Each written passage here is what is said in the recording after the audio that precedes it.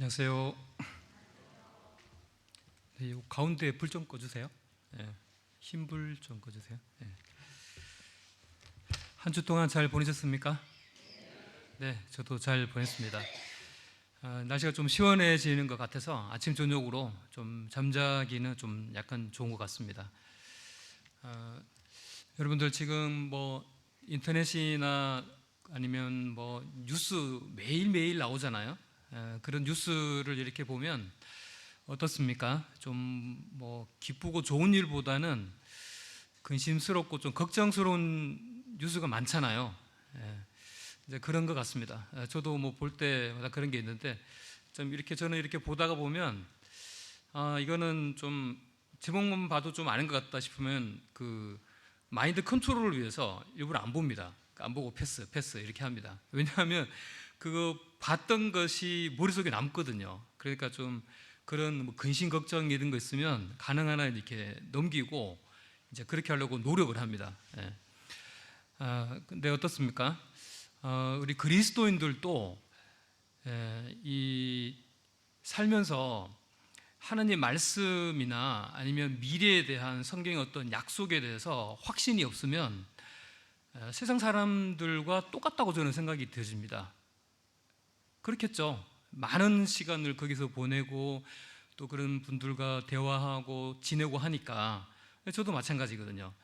이제 그런데 그런 걸 반대로 이제 그런 어떤 말씀이나 어떤 성령 인도함이나 어떤 교제 속에서 어떤 풍성함이 있으면 마음이 기쁠 겁니다.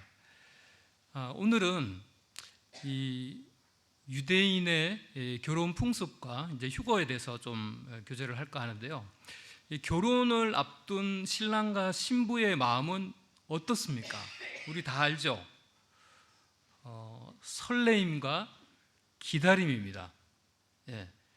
이제 결혼을 어떤 새로운 신랑을 맞이한다는 것, 반대로 신부를 맞이한다는 것, 그래 만나서 같이 산다는 것, 어떨까? 참 설레입니다. 저도 지난 그 예전을 생각을 해보면 그런 마음이었습니다. 또 기다려지고. 예. 근데 오늘 바로 그 결혼 얘기를 하면서 이 유대인의 결혼 풍습 속에서 이 하나님께서 계획하신 인류 구원의 시작부터 저 끝까지의 그런 계획들이 담겨져 있다는 그런 것을 좀 발견을 하고 같이 확인하는 그런 시간이 좀 됐으면 좋겠습니다. 성경에 보면 에베소서 5장에 이렇게 보면 이렇게 있습니다. 그 신랑과 신부에 대해서 이야기를 합니다. 신랑은 어떤 역할을 해야 되고 또 신부는 어떤 역할을 해야 되고 이런 얘기를 참 교훈이 이렇게 많이 적어놨어요. 자, 그런데 쭉 얘기하시다가 32절에 보면 이거는 사도 바울이 비밀이다라고 말하면서 뭐라고 얘기하냐면 내가 이 그리스도와 교회도 결혼 관계다라고 하는 것을 내가 말하고 싶다. 이런 말씀을 하시거든요. 우리 이런 얘기 들어봤죠. 그리스도는 신랑이다. 그리고 교회 성도는 신부다. 이런 말씀들이 에베소서 말씀 말고도 계시록이나 그 다음에 다른 그 성경의 신약에 보면 많이 나옵니다. 자, 그러면 이 결혼에 특히 이 유대 결혼 풍습을 왜 알아야 되느냐라고 생각을 좀 해보면요. 사복음서 중에 3분의 2 정도가 갈릴리 유대 지방에 있는 배경을 통해서 예수님이 말하고 설명하고 가르치셨거든요. 예수님과 그 제자들은 뼛속까지 유대인입니다. 거기서 태어나고 자라고 거기서 죽었습니다. 근데 우리 한국 사람은 좀 더 크게 봤을 때 이스라엘 사람들이 아닌 전 세계에 있는 모든 사람들은 유대인 문화를 잘 이해를 못합니다.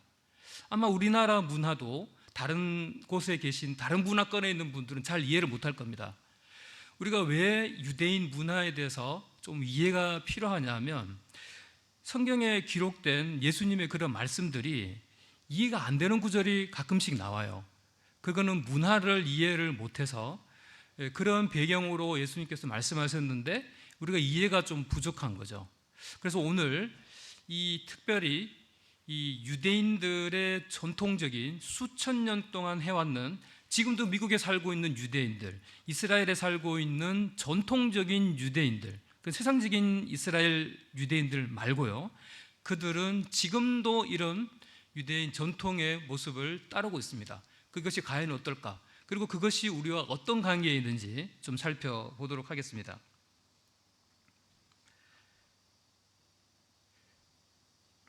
유대인의 결혼 풍습은 결혼 시기다기보다는 결혼 과정입니다. 정말 깁니다. 약 1년 정도의 결혼 기간을 갖습니다. 먼저는 이 혼인이 결혼하고 같은 거예요. 이 약혼 예식이라고 하는 것이 있고, 저 끝에 결혼 예식이라고 하는 것이 있습니다. 자, 그 사이에 보면은 이 신랑이 떠나고, 그리고 신부가 기다리고, 그리고 신랑이 다시 돌아오는 과정이 중간에 3개가 더 있어요. 자, 그러면 이 앞에 보면 이 약혼 예식은 어디서 이루어지냐면 신부의 마을에 입구에서 이 약혼 예식이 있어요.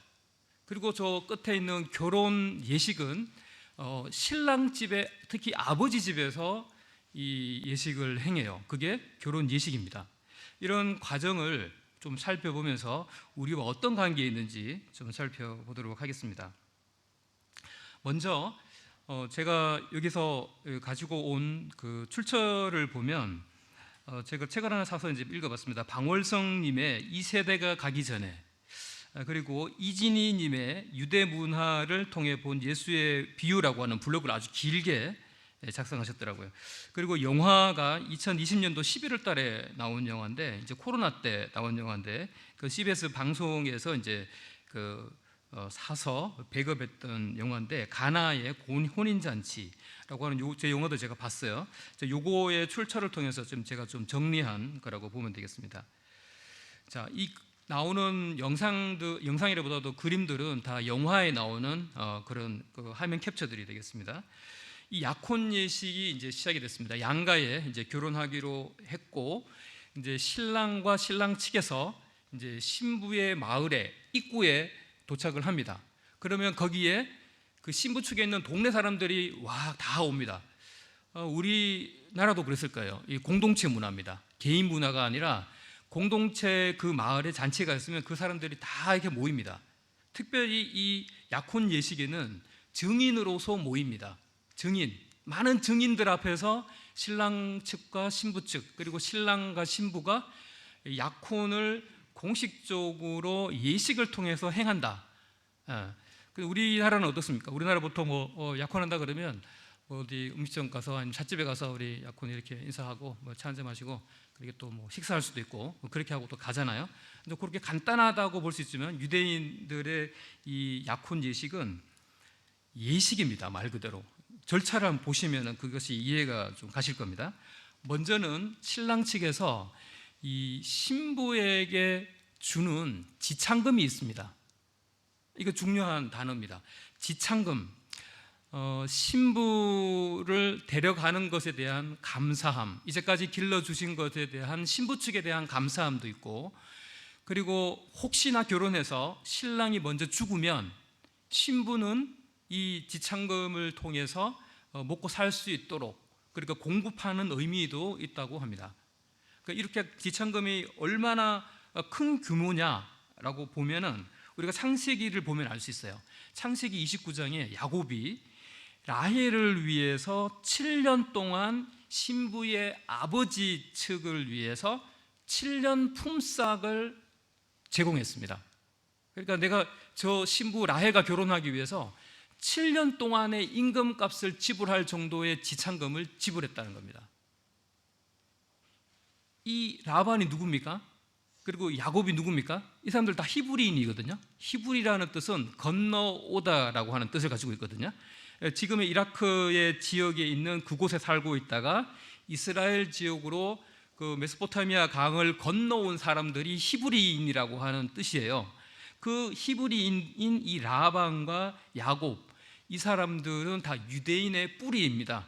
뿌리인 이 히브리 풍속, 유대 풍속을 가지고 있는 이 지창금이라는 의미가 이렇게 신부를 데리고 오는데 거금을 줘야지 신부를 모셔올 수 있습니다. 자, 그러면 이게 제가 뭐라 그랬습니까? 교회도 신부라고 성경에서 많이 얘기한다고 그랬죠. 이 신부인 교회는 그럼 뭐 지창금과 관련 얘기가 뭐냐? 이 성경에 나와 있습니다. 베드로전서 1장 19절에 보면 그리스도의 보배로운 피의 값을 신랑이 치렀다라고 얘기를 하고 있습니다. 우리가 다 알고 있는 얘기죠. 예수 그리스도가 십자가에서 죽으심으로 그 생명 피값을 지창금으로 주고 신부를 값주고 샀다는 얘기입니다. 고린도전서 6장 20절에도 하나님께서 사도 바울을 통해서 값주고 내가 샀다라고 얘기를 합니다. 내가 값을 치렀다. 내가 신부 노희를 내 소유로 내가 천국에 내 신부로 데려가는 이유가 값을 치렀다라고 하는 이 이유 때문이라고 얘기를 하십니다. 자, 그 다음에 신랑 측에서 아버지가, 특히 신랑의 아버지가 결혼 증서를 가지고 옵니다. 그리고 마을 사람들이 보는 앞에서 신랑의 아버지가 읽습니다. 그 내용에는 신랑의 증서는 그 안에 결혼을 해서 신부가 신부에게 하는 약속을 신랑 측 입장에서 적어 놓는 글의 내용이라고 합니다. 그래서 이 결혼 증서를 읽고 그 다음에 하는 게 뭐냐면 신랑이 포도주와 잔을 들고 포도주를 따른 다음에 그 포도주 잔을 신부에게 줍니다. 그럼 신부는 그것을 받아 들고 먹을 수도 있고 안 먹을 수도 있습니다. 양가 어른이 다 약속했지만 나는 저 신랑이라고 예비 신랑처럼 보이는 저 사람하고 난 같이 못 살겠다 라고 생각하면 안 마시면 됩니다. 네. 그런데 이 예비 신부는 마신 것 같아요. 그래서 이 신부의 반응입니다. 처음에 시작은 누가 했습니까? 신랑과 신랑 측에서 이 지창금과 증서와 그리고 신부 측 마을로 왔어요. 이런 은혜와 이러한 제안을 했을 때 신부가 반응하는 겁니다. 어떤 반응? 그 은혜와 그 제안을 제가 받겠습니다 라고 하는 그런 선택권이 신부에게 있는 겁니다. 우리는 어떻습니까? 왜 우리라고 얘기합니까? 교회도 신부라고 하기 때문에 그렇습니다. 신부의 선택은 뭡니까? 우리 교회라고 하면 다시 얘기하지만 건물이 아닙니다. 집단 단체도 아닙니다. 교회는 사람들이자 인격체자 사람입니다. 이 교회, 신부인 교회는 무슨 일을 했습니까? 우리는 어떤 반응을 보였습니까? 하나님께서 그 하나님의 아들이 지창금을 지불했을 때 우리는 우리의 마음으로 우리의 자유의지로 그것을 선택했습니까? 선택했다면 당신은 믿으시는 분입니다. 아직 선택하지 않았다면, 우물쭈물하고 있다면 아직 선택하지 않으신 겁니다. 그 포도주 잔을 마시지 않은 겁니다. 그러나 이 여인처럼 그 포도주 잔을 마셨을 때 그것을 마음에 믿는 거다라고 하는 구원의 의미로 우리는 이해할 수가 있을 것입니다. 이 결혼 증서를 신랑 측에서 신랑의 아버지가 이렇게 읽고 포도주 잔도 마시고 했을 때 그래서 동의가 되면 약혼식이 성사가 됩니다. 그리고 더 크게는 저 끝에 있는 결혼의 공식적인 이 결혼 관계도 법적으로 다 오케이 됩니다. 법적으로 아무 문제 없게끔 결혼 관계였습니다. 그래서 그런데 만일 여기서 약혼식을 했어요. 그런데 뭔가가 문제가 생겨서 나는 안 살겠다 이렇게 한다면 우리나라는 어떻습니까? 만약에 약혼식 해놓고 안 해 그러면 그냥 파혼이지 뭐 그냥 헤어지는 거지 이렇게 하고 그냥 뭐 조용히 있고 이렇게 해서 그냥 다 없었던 일로 하잖아요. 그런데 여기서는 그렇지 않습니다. 유대인 풍속은 약혼식을 하면 증서를 읽고 포도주잔을 마시면 법적으로 동네 사람들이 다 받습니다. 법적으로 이 사람은 만약에 헤어지면 파혼이 아니라 이혼입니다. 아직 결혼식 안 했는데? 문화가 다릅니다. 약혼식에서 예식에서 이 과정을 통해서 헤어질 수가 없습니다. 책임감이 있습니다. 자, 이렇게 있는 것이 우리 성경에는 뭐라고 얘기합니까? 자, 우리가 믿었습니다. 그럼 믿는 자입니까? 지금 믿고 있는 신부인 교회입니까? 자, 그러면 그 교회가 하나님께서 보여준 증서가 뭡니까? 로마서 8장 2절에 보면 성령의 법이 죄와 사망의 법에서 너를 해방하였음이라고 하는 하나님의 법을 얘기합니다. 하나님의 법이 뭡니까? 성령의 법이 너가 믿었다면 너의 죄에 대한 문제를 예수 그리스도께서 너를 대신해서 핏값을 다 치르시고 지참금을 지불하시고 은혜를 너에게 제안을 했을 때 너가 반응을 보여서 마음으로 믿는 자라면 너의 죄가 다 용서된 자로, 너의 신분이 그렇게 된 자로 내가 법을 통해서 너와 죄와 사망의 법을, 또 죄가 없는 자라고 신분적으로 내가 너에게 선언한다라고 하는 법이 로마서 8장 2절에 있습니다. 이것도 법적 효력이 있다는 얘기입니다. 언제요? 우리가 믿을 때. 자, 그리고 하나님의 법적 문서는 뭡니까? 어린 양의 생명책입니다. 계시록 21장 27절에 보면 어린 양의 생명책에 기록된 자들만이 천국에 들어간다고 했습니다. 여러분들은 생명책에 이름이 적힌 사람입니까? 신약에 보면 사도 바울이 어느 자매 보고 생명책에 이름이 적힌 그 자매라고 얘기를 했습니다. 생명책에 이름 적힌 건 잘 모르는데요. 모르는 게 아닙니다. 내가 믿었으면 말씀을 통해서 분명한 하나님의 법과 하나님의 확신이 있는 너무나 확연한 말씀들을 통해서 내가 생명책에 이름이 적혔는지 안 적혔는지 알 수가 있습니다. 자, 이렇게 유대인 전통에서 이 약혼 예식에 보여준 신랑 측의 아버지가 보여준 그 증서, 그것은 신부인 우리 교회에 있어서는 성경책에 기록된 그 법과 생명책에 기록된 하나님의 공식 문서에 기록되어 있다라고 하는 것과 너무나 흡사합니다. 자, 그 다음에 신랑은 이런 얘기합니다. 당신은 이제 모세의 율법에 따라 성별되었어. 성별은 구별되었다는 얘기입니다. 세상 속에 당신과 나와 원래 관계 없었는데 당신이 이제 신부 되기로 포도주자 마셨잖아. 그럼 당신 내 신부고, 그래서 세상 속에서 나 신랑과 당신 신부가 세상에서 구별되어져서 당신은 내게 속한 그러한 구별된 자다, 이런 의미입니다. 자, 그 다음에 나는 내 아버지 집에서 당신과 함께 새 포도주를 마시기 전까지는 이 잔에 든 것을 마시지 않겠소. 그 무슨 얘기냐면 내가 나중에 결혼 예식할 건데 우리 아버지 집에 가서 그때 같이 한잔 합시다, 이런 얘기예요. 이제 신부한테 하는 얘기죠.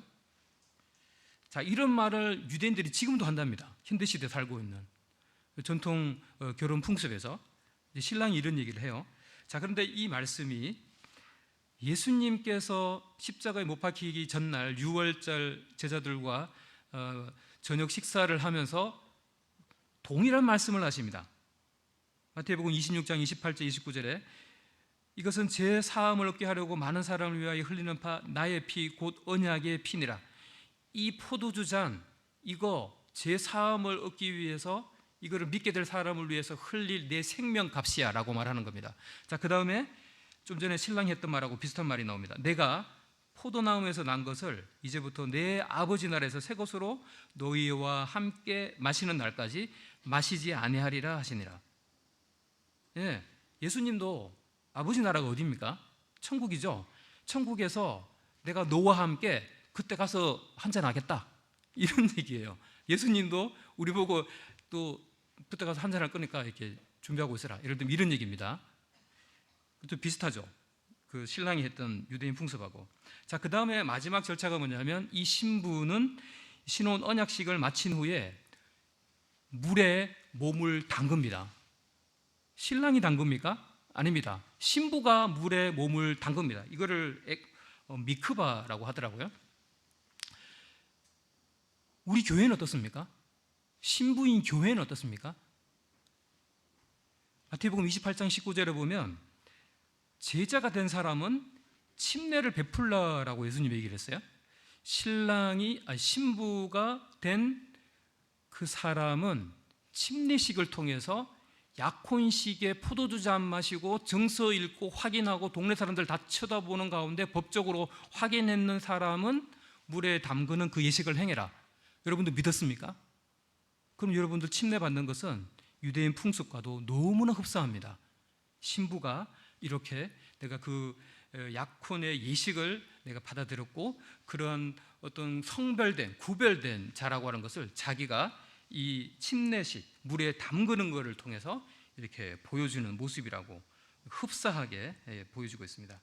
자, 이렇게 해서 약혼 예식 자체는 신랑 측, 그러니까 예수 그리스도, 그리고 신랑의 아버지 하나님께서 은혜로 그 지창금을 가지고 오셔서 이 사람들에게 이 지구상에 찾아오셔서 그 죄에 대한 문제에 대한 것을 다 해결하시고 그것을 믿을지 말지에 대한 자유의지를 전혀 간섭 안 하시고 그 자유 선택의지를 주시고 선택을 하게 하시고 그것을 받으셔서 법조문화하시고 땅땅땅 못을 쳐서 이 교회, 신부인 교회의 믿음을 보여주는 그것과 너무나 흡사하다라고 하는 것을 살펴봤습니다. 자, 그 다음에 신랑이 좀 전에 떠난다고 했죠. 떠납니다. 떠나는데 아버지 집으로 가요. 아버지 집 갈 때 이런 얘기를 해요.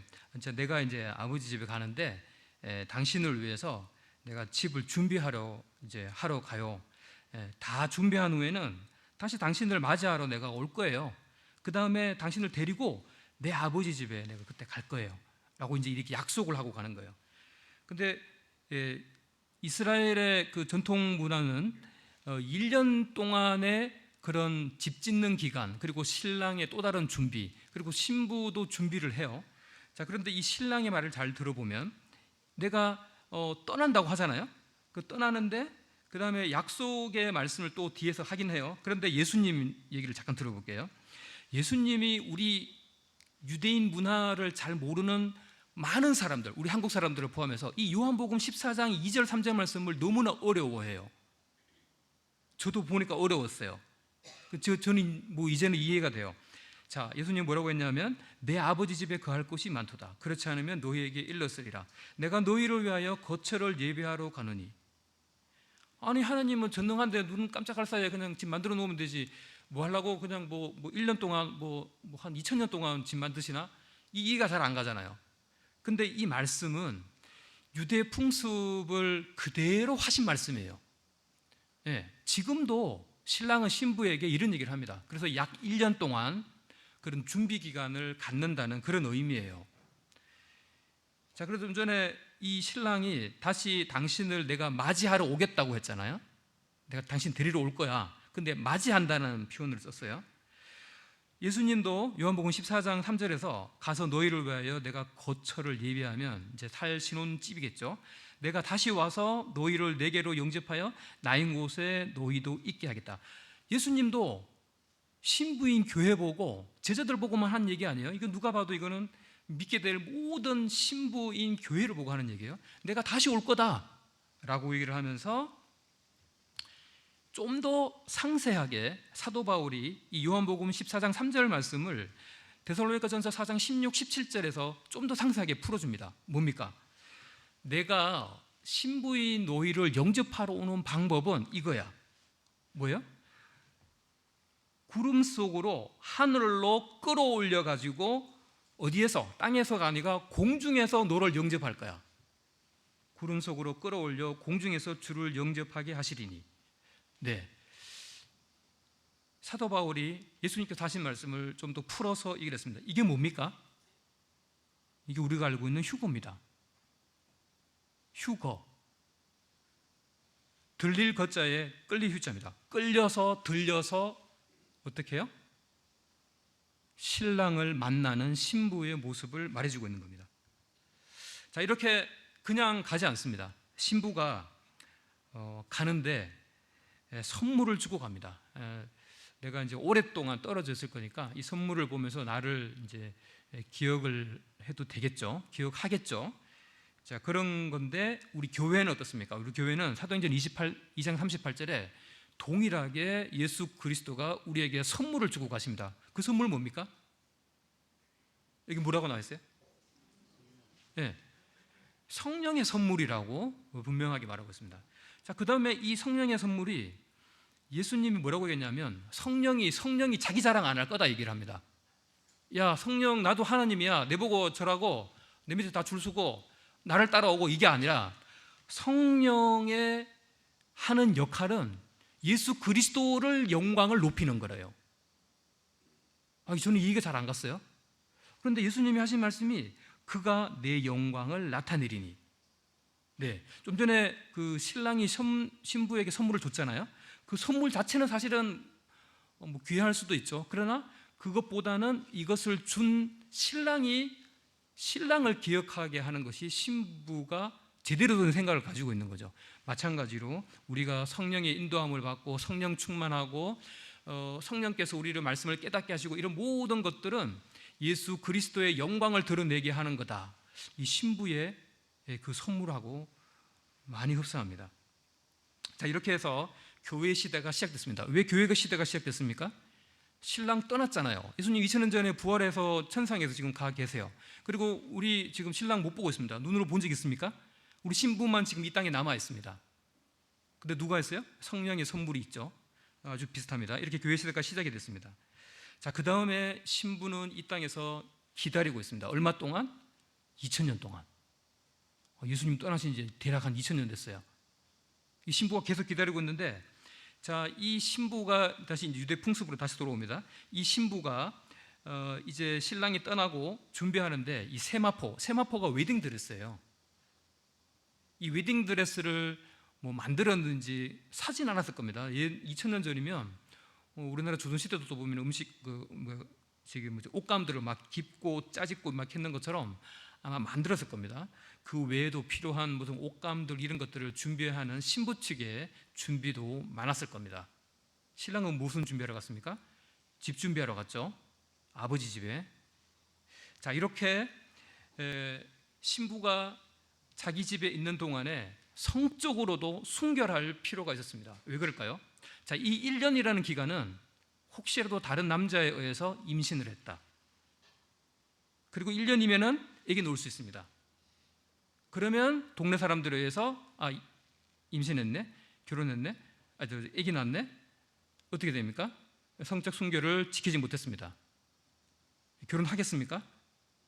이혼 처리됩니다. 이혼 처리가 구약에서 뭐라고 얘기하냐면 율법에 그 신부가 그것을 불가항력적으로 막을 수 없는 경우만 제외하고, 그렇게 임신해서 아기를 낳으면 그 남자도 죽이고 그 여자도 죽여라라고 하는 것이 율법에 나옵니다. 그만큼 이 결혼에 대해서 이 다른 남자와 이게 성적인 그런 순결을 파괴해 버리는 것이 심각하다라고 얘기를 하시는 겁니다. 자, 교회에서 이런 신부가 성적인 순결을 지켜야 할 필요가 있다라고 하는 것도 우리가 배우게 됩니다. 우리 고린도후서 11장에 보면 우리 교회를 정결한 처녀라고 얘기를 합니다. 예, 성적으로 아무 문제가 없어요. 정결한 처녀여야 된다. 너희들은, 교회는 세상의 가치관을 가지고 있으면 안 된다. 세상이 따라가는 대로 같이 따라가면 안 된다. 육신적으로도 그렇지만 정신적으로도 그렇다. 이것이 정결한 처녀여야 된다라고 신약에 가득히 적혀 있습니다. 자, 그 다음에 또 뭡니까?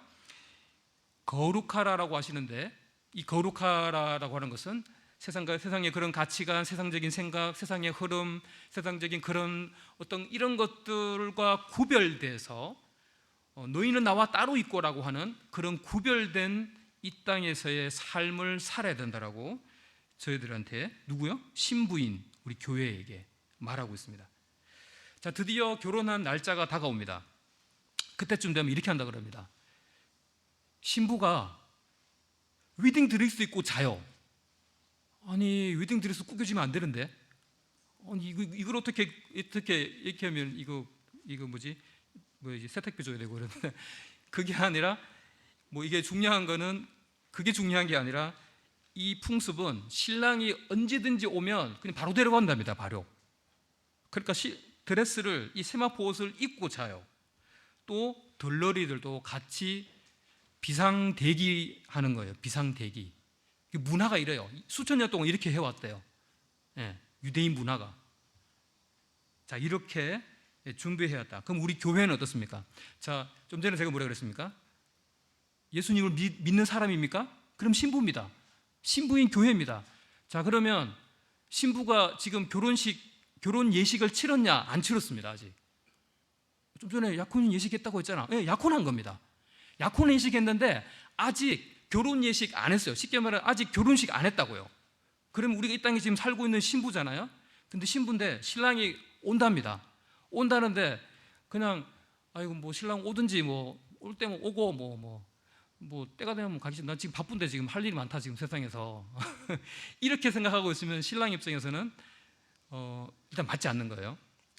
그래서 우리에게 하시는 말씀이 뭐예요? 깨어서 정신을 차리라. 우리가 왜 이런 얘기 하냐면 지금 마지막 시대의 증거들이 많이 나오고 있습니다. 예를 들면 제3성전의 완성 단계, 그리고 현대 최신 과학의 기술이 7년 환란 때 세계 정부를 움직일 만한 그런 기술들이 거의 다 완성 단계에 있습니다. 그걸 우리는 지금 보고 있습니다. 그런 증거들. 그리고 7년 환란에 딱 들어갔을 때 뭐 지진 나고 전쟁 나고 이런 것들은 7년 환란 들어가서 일어나는 일입니다. 마태복음 24장의 앞에서 나오는 것은 환란 전이 아니라 환란에 들어갔을 때 일어나는 일인데, 그러한 일들의 징조 속에 살고 있는 저희들은 신랑이 곧 다가올 때가 다 됐다는 것을 알고 깨어 있어야 된다는 겁니다. 곧 떠날 준비를 해야 된다는 겁니다. 그렇다고 하니까 또 뭐 이게 뭐 집 팔고 뭐 하고 뭐 이단이다 뭐 이러는데 그건 이단이고요. 우리는 아주 정상적인 생활을 하면서 우리의 마음, 우리 정신이 깨어 있어야 된다. 이제 그거를 얘기를 하는 겁니다. 자, 그러면서 성경은 계시록 19장 8절에 보면 이 드레스가 의미가 뭐냐? 이 세마포 옷의 의미는 우리의 성도의 이 땅에서의 올바른 행실이다라고 얘기를 합니다. 하나님께서 기뻐하시고 하나님께서 원하시고 하나님의 뜻인 그러한 일들을, 선한 일을 행해 나가는 것, 그것이 우리 웨딩드레스 준비다, 웨딩드레스 만들어 입고 있는 준비다라고 이야기를 하고 있습니다. 자, 이렇게 해서 신부가 지금 2000년 동안이나 기다려왔습니다. 이 교회 시대. 드디어 예수 그리스도, 그 전에 이 한 유대인 풍습 속에 한 신랑이 신부를 만나러 돌아옵니다. 자, 그런데 여기서 가장 특이한 일이 하나가 있습니다. 결혼 날짜가 안 정해져요. 결혼 시간도 안 정해요. 이게 유대 결혼 풍습의 핵심입니다. 결혼 날짜를 안 정해요. 결혼 날짜가 8월 며칠인지 알 수가 없어요. 몇 시에 그 웨딩 그게 오라가 없어요. 그 언제 정하느냐? 되는 상황을 보고 신랑 집에는 아버지가 아들 보고 야, 너 가서 이제 신부 데리고 와라. 그 말하면은 그 날짜가 결혼 날짜요, 결혼 시간입니다. 누가 정한다고요? 신랑의 아버지가 그 날짜와 몇 시에 할지 그 시간을 정한다고. 유대인 풍습은 수천 년 동안 지금도 그렇습니다. 이 마태복음 24장에 보면 이거는 휴거 아닙니다. 인자가 구름 타고 능력과 큰 영광으로 오는 것을 보리라. 그러나 그날과 그때는 아무도 모르나니 하늘의 천사들도 아들도 모르고 오직 아버지만 아시느니라. 여기서 말하는 지상 재림의 상황이에요. 이때는 예수님이 땅까지 땅 딛고 내려오는 때인데, 이 지상 재림 때에 그 날과 그때는 그 날짜와 그 시간입니다. 그거 모른다. 누가 몰라요? 천사도 모르고 아들도 모르고. 예수님이면 하느님인데 왜 알 거지? 왜 모르지? 우리 한국 사람 아니면 유대인 문화 아닌 사람들은 다 질문합니다. 그런데 유대의 풍습, 결혼 문화를 이해하면 유대인들은 이게 하나도 이상하지 않습니다. 왜? 어제도 결혼하는 거 봤고, 얼마 전에도 봤고, 신랑이 그런 말 하는 거 봤고, 실제 신랑이 떠났습니다. 그리고 결혼 날짜 모르는 게 당연합니다. 몇 시에 하는지도 모르는 게 당연합니다. 그게 유대 문화고 유대인들은 다 알고 있습니다. 근데 우리는 유대 문화를 잘 모르니까 이해가 안 가는 거죠. 아버지만 아시느니라. 이거 알고 보니까 7년 그 대환란, 지상재림이 있을 때 7년 환란이 붙어 있습니다. 그리고 7년 환란 시작점에 휴거가 붙어 있습니다. 그래서 여기서 말하는 마태복음 24장의 지상재림 때에 예수님이 언제 임하는지에 대한 날짜와 그 시간을 모른다고 했는데 다 붙어 있기 때문에 휴거 날짜도 모릅니다. 휴거 날짜 성경에 안 나옵니다. 여기서 하는 말이 뭐예요? 휴거의 때도 모르고 예수님께서 지상재림하는 때도 모르고 이거를 줄여서 그냥 재림의 때 모른다. 그 재림이라고 하면 휴거와 지상재림이 다 포함되는 영역이라고 보시면 돼요. 그래서 우리가 비밀 휴거다, 비밀 지상재림이다 이런 말을 씁니다. 그날 그때를 그 시간을 모르니까. 그래서 드디어 이제 신랑의 아버지가 아들아 이제 모든 게 다 준비가 됐다. 집도 다 하신 것 같고 그다음에 그 잔치할 음식들 뭐 이런 것들 손님들 뭐 다 이렇게 리스트하고 막 다 된 것 같다 이제. 자 이제 가서 신부 데리고 와라고 하면 그 날짜가 결혼 날짜입니다. 나팔을 불고 갑니다. 알리고 동네 사람들을 깨우고 내가 이제 결혼 예식 시작합니다라고 하는 그 나팔의 의미를 불 때 이것이 신약에서는 어떻게 말하냐면 데살로니가전서 4장 16절에 보면 하나님의 나팔 소리가 있겠다고 얘기를 합니다. 언제? 이때는 휴거 때입니다. 휴거 때 하나님의 나팔 소리 있겠다고 하고 고린도전서에서 보면은 이때도 동일하게 나팔이라고 하는데 이때는 마지막 나팔이라고 합니다. 자, 그 다음에 사도 요한이 성령을 통해서 교회 시대 계시록 2장 3장을 지나서 4장 1절에서 휴거가 될 때 그때 사도 요한이 들은 얘기가 나팔 소리 같은 음성을 들었다라고 얘기를 합니다. 이것도 나팔 소리. 이게 뭐예요? 휴거 시점을 알리는 그 나팔과 아주 흡사하게 일치합니다. 자, 그 다음에 두 번째 놀라운 유대 풍습의 포인트가 있습니다. 이겁니다. 이거 보니까 이거 한국에서도 봤던 가마인데 여기 타고 가나? 봤더니 제가 영화를 보니까 진짜 타고 가더라고요. 신부가 타고 가더라고요. 이거 한국 문화 뺏긴 거 아니야? 근데 이거 뭐 미국에서 만든 영화니까 공신력 있게 만드는 것 같고 CBS에서 이제 가짜스니까 공신력 있게 만들었다고 봐요. 그러면서 이 신부를 데려가는데 쉽게 말해서 가마 태우고 데려가요. 우리는 가마인데 가마는 이렇게 지붕이 다 있잖아요. 근데 이건 약간 들것 정도 수준이에요. 근데 이게 유대인들이 이렇게 얘기한대요. 전통적인 유대인들을 결혼하는 신부가 저 들것에 타고 신랑 집에 가는 걸 보고 뭐라고 얘기냐면 신부가 공중에 붕 떠서 신랑 집에 간다 이런 얘기 한대요. 신부가 공중에 붕 뜨죠. 예, 저기 타면은 발이 땅에 안 닿아요. 신부가 하는 일이 없어요. 그냥 앉아 있으면 돼요. 그리고 도착하면 신랑 집이에요. 이거 뭐하고 비슷할까요? 휴거하고 비슷합니다. 신부는 교회는 진짜 믿는 사람이라면 이 사람이 구름 속으로 하늘로 순식간에 끌어올려서 갈 겁니다. 그리고 그 들것이 뭔지 몰라요. 그 끌어올려져서 어디서 영접한다고 그랬어요? 공중에서 예수 그리스도 신랑과 우리 교회가 거기서 만난다는 거예요. 그래서 어디 가요? 아버지 집에 가요. 아버지 집이 누구예요? 예수님의 아버지 집이 천국이죠. 하늘나라, 아버지, 하늘나라. 그렇죠. 우리의 휴거 모습하고 정말 비슷해요. 이거 끼 맞춘 거 아니냐? 그거 모르겠어요. 수천 년 동안 해온 유대인의 그런 풍습을 예수님이 그 사복음서를 쓰면서 그 모든 대부분의 그 유대 풍습을 통해서 했던 그 말씀들이 이미 예수님의 말씀에 너무 많이 녹아 있고 우리가 그 성경을 찾아보니까 이게 일치가 되는 거예요. 그 유대 문화, 결혼 문화 풍습을 이게 모르면 이해가 잘 안 되는 거예요. 자, 이렇게 해서 이제 신부를 데려갑니다. 2000년 동안 우리가 이 땅에 살면서 얼마나 힘듭니까? 이게 눈물이 있을 때도 있고 그 반가운 신랑을 만나서 그런 그 슬프자 기쁨의 눈물을 흘릴 것입니다. 자, 이렇게 신랑이 돌아온다고 하는 것은 교회의 입장에서는 휴거입니다. 이스라엘의 입장에서는 지상재림입니다. 교회는 지상재림을 기다리지 않습니다. 교회는 휴거를 기다립니다. 자, 이렇게 해서 돌아왔을 때 이제 이런 과정을 통해서 이제 마지막 결혼 예식, 드디어 기다렸던 그 결혼 예식이 어디에서 일어나냐면 신랑의 아버지 집이니까 천국이죠. 이 유대 풍습에서는 뭐 신랑이 아버지 집이겠죠. 자, 신랑이 아버지 집에 가면은 7일 동안 신혼여행을 시간을 지냅니다. 어디 가진 않아요. 아버지 집에서 7일 동안 허니문, 7일 동안 신혼여행을 거기서 보내요. 7일 동안.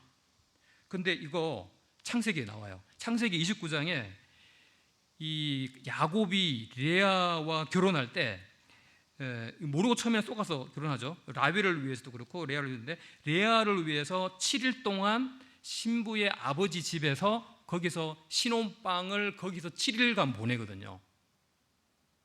이게 유대 풍습하고 똑같아요. 이게 이 사람들이 히브리인이니까 유대인들하고 뿌리가 똑같으니까 이제 똑같이 하겠죠. 자, 이게 무슨 의미냐?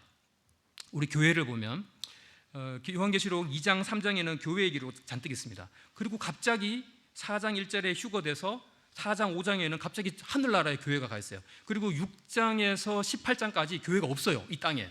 그리고 계시록 19장에 보면은 갑자기 예수님 지상 재림할 때 교회가 같이 내려와요. 그러면 이 계시록 6장에서 계시록 18장까지 이 기간이 다니엘서 9장 27절에서 뭐라고 했냐면 7년이다, 한 일이다라고 명시돼서 나와요. 아, 그렇구나. 그럼 우리 교회는 천상에서 신랑이신 예수님과 7년 동안 허니문, 7년 동안 신혼여행을 천상에서 보내는 거예요. 땅에서는 어떤 일이 일어납니까? 비참하고 처참하고 비극적인 불신자들의 그 죄를 심판하시는 하나님의 무서운 심판이 이 지구상에 확실하게 있을 것입니다. 마지막으로 7일차 공식 혼인잔치인데, 7일 중에 마지막 날 7일차에는 사람들에게 나와서 이제 신부를 공개합니다. 그래서 잔치가 열리는데, 계시록 19장 9절에도 성경은 이렇게 얘기합니다. 그거 어린 양의 혼인잔치다. 혼인은 결혼이잖아요. 어린 양의 결혼잔치다라고 얘기를 합니다. 이게 7년 환란 끝에 일어나는 것을 계시록 시간적인 개념을 봤을 때 이것이 확인됩니다.